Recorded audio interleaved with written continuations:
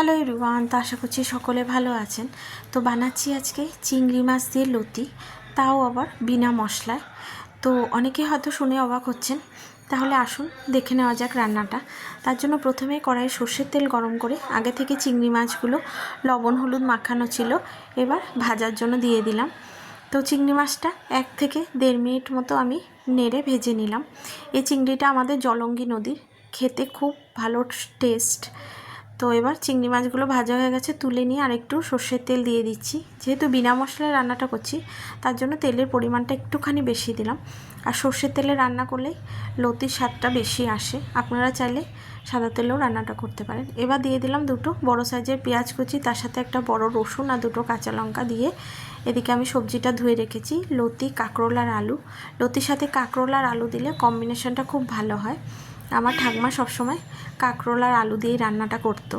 এবার পেঁয়াজটা হালকা ভাজা হয়ে এসছে, এবার দিয়ে দিচ্ছি এর মধ্যে কেটে রাখা সবজিগুলো। লতি কাঁকরোল আর আলু দিয়ে দিলাম, দিয়ে ভালো করে নেড়ে নিয়ে এবার এর মধ্যে দিয়ে দেব স্বাদ অনুযায়ী লবণ হলুদ, আর দিয়ে দেবো একটু বেশি করে ঝাল লঙ্কার গুঁড়ো, কারণ লতিটা ঝাল ঝাল খেতেই ভালো লাগে। মানে আমরা যেহেতু ঝাল খেতে পছন্দ করি, আপনারা আপনাদের স্বাদ অনুযায়ী ঝাল দিয়ে দেবেন।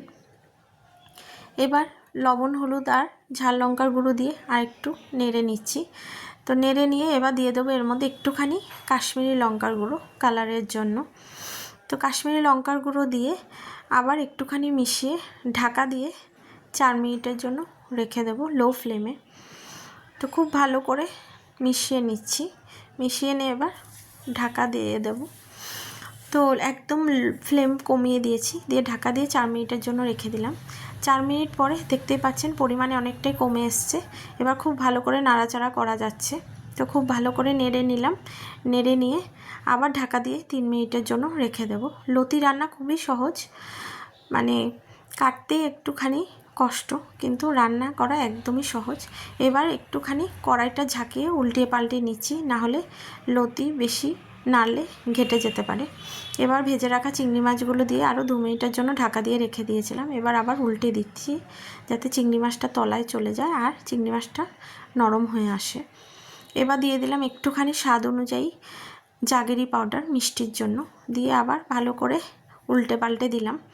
উল্টে পাল্টে দিয়ে লতিটা বেশ ভাজা ভাজা হয়ে আসলে আর সবজি সব সেদ্ধও হয়ে এসছে, এবার নামিয়ে নেব।